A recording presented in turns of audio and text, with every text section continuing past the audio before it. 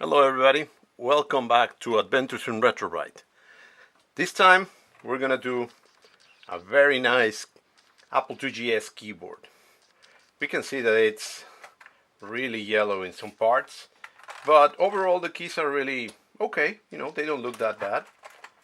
On the back is not bad, but on the front is a little bit yellow, so we're gonna disassemble it and then we're gonna work on it. So let's start.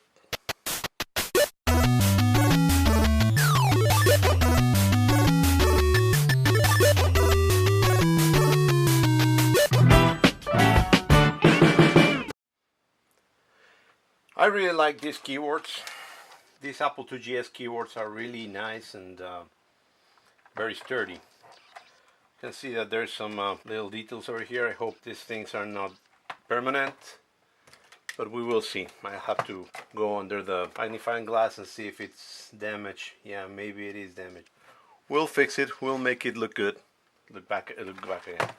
I love these keyboards because they're really very strong and they look really nice in the Apple IIgs. They're also, this is the version made in Japan, so this is the version that is very soft, that has the, I think they call it the Orange Alps keycaps, and we will see it in a minute. So we take out these three, oh, something fell down. We take out the three screws, and this will come out, and then we will have to push it from the top part, but we gotta be careful. We gotta do it from the back to the front because there's some clips over here, so we don't force anything. So very, very softly we just move it up and then pull it a little bit out, and it's done. Oh my god, this is really filthy. So anyway, I got this little device that somebody gave me, I don't remember who, and it's supposed to go in between the keys and pull them, but really I haven't been able to use it really well. So I prefer to use something, plastic thing that I just put it in between and then put it in and pull out, and there you go. What I do is I just put the keys inside a jar,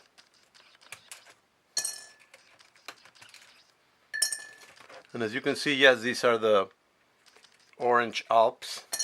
I'm gonna finish this real fast, but you see how easy they are taken out. Let me see if we can see. Very easy. Put it underneath. Just a little bit of twitch and it's done. I'm gonna go real fast.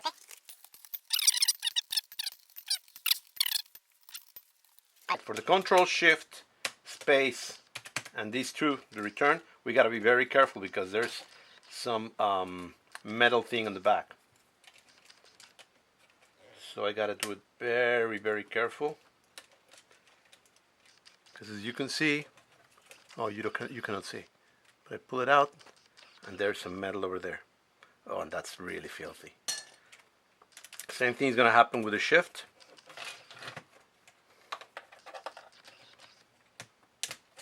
Careful with the caps lock, it's very delicate. Command has the same problem. So very carefully, there's a metal bar. Try to remove the metal. Put it aside. Don't put it in the peroxide, because as many people have told me, metal and peroxide don't talk very well.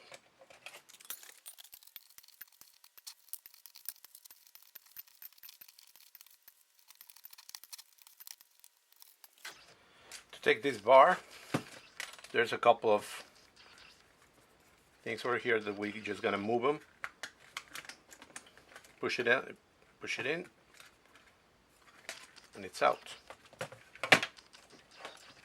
think something fell down the metal bracket. Very careful over here. Very, very careful. In fact, and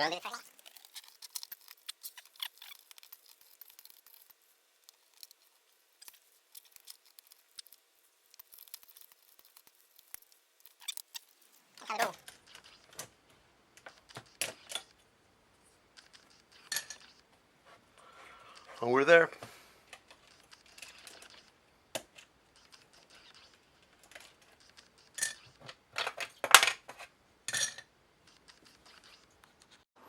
I'm gonna clean the keyboard.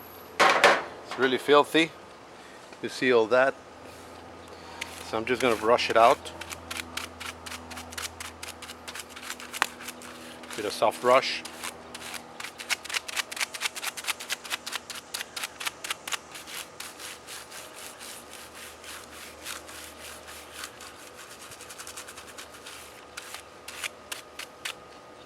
Squeaky clean. One thing I always get asked is how to remove the Apple logo. And this is very easy. On the back of every Apple computer, Apple plastics, there is a little hole in the back. What I do is I use one of these T pins, and what I did is I cut out the end so it's not sharp anymore. It's flat. So I just put it in, push, and put my finger on the other side so it doesn't go flying. I push, and it's out. We're ready to start retrowriting. I got all my keys. Let's just fill it out, fill the jar with peroxide.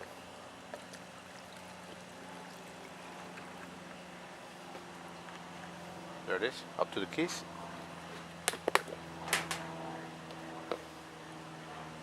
Then I put 2 teaspoons of OxiClean.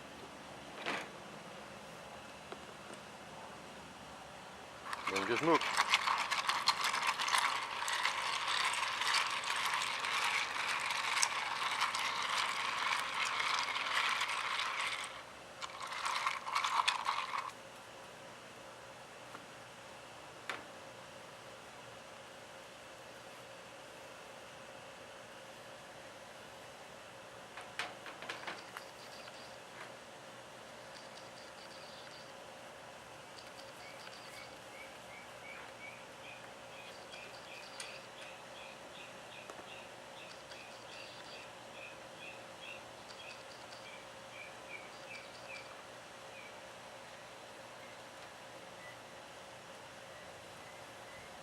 And leave it like that for a while.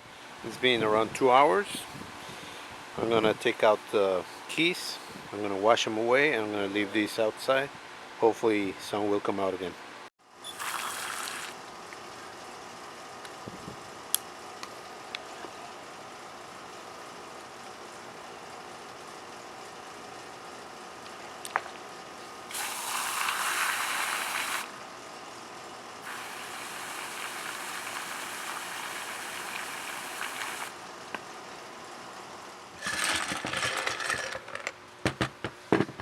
I'm gonna leave them to dry in the sun.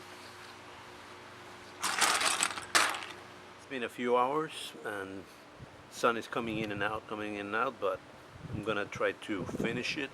It's already a lot lighter and looks more like the original. So we'll just put another hand of it.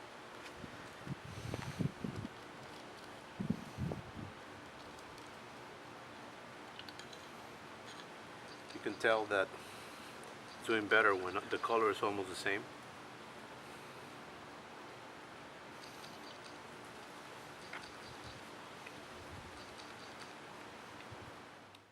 Here's the keyboard. I just finished cleaning it up and I'm gonna put it together. My keys are dry and I'm ready to be assembled.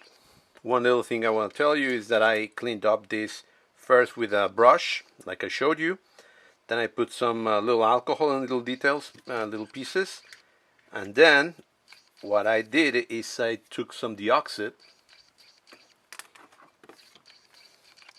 This is it, Deoxit. And went around and just spray over all the keys and just move them to make sure that the keys were filled with Deoxit. That will give them a little bit more flexibility and will liberate or clean up a little bit if they have any issues in there. So I'm gonna put all together, all the keys where they go, and then I'm gonna see if it looks good. I think all the keys were already in good shape. They're just clean now. I just realized there's a couple of keys that I still have them outside because they are actually from another keyboard. They were replaced and they're different plastics, and I want to talk to you about that later. So I had to put them together and do more retrowrite because they were not completely retrowrite. So a couple of keys, I'll show you, they look different and they are from a different keyboard. I'm going to put this together and I'll show you later. We're here at the end of the day. I already put together the keys. I have two keys that are not ready yet. I'm going to show you what happened here. As you may see, these keys are different than the original keys. The original keys are white underneath and these have a black plastic underneath. That means that this comes from another keyboard. This keyboard is from a Taiwanese keyboard. I saw it because I noted this one and this one were yellower than the other ones. And I have to put them a little bit more time on retrowrite, and I still see slightly different color over there. I don't want to put too much retrowrite to this one because these plastics, the Taiwanese plastics, are known to be bad, and the ink of the key characters can fade. So that's why I didn't try to do too much retrowrite on these ones. So you can see there's a difference between this and this. I gotta fix this one. I'm gonna put them together and we'll see how it looks. Finally put it together. If you can see, this is a little bit hard to see. I'm gonna put some light over here. And if you can see the difference between the 0 and the dot and the period, maybe you will be able to see the difference between those two colors. But it's very, very subtle. The same thing with the I. The I and the U and O are a little bit different. Maybe this light is way too strong for that, but anyway. Yeah, there you can see. The 0, it's slightly different. You know what? It's just small, very small detail, and nobody really will care too much. So to put it together, we just, well, before that, I gotta put, where's the other piece? Here. I gotta put this piece in the center. It goes in those two holes, just push it in, and that's it, it's there. Then I'll just push it from the front, and then all the way back. Then, this goes on top, and there's the 3 screws on the back, and we're good to go. Careful here. These screws have a, I don't know the name of that thing, but it's there. And they go over there.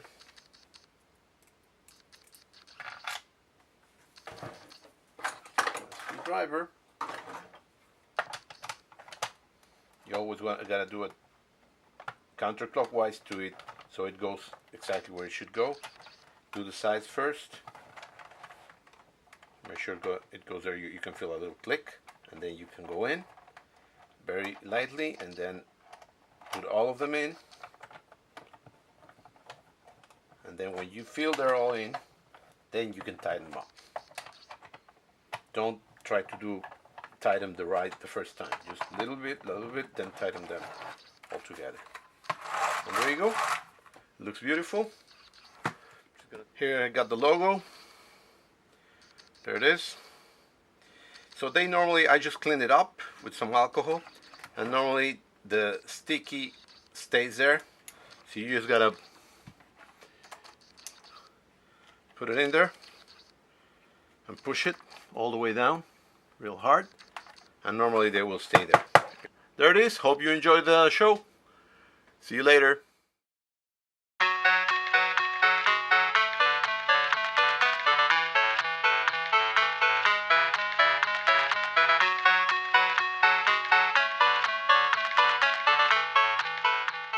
I just acquired this. Of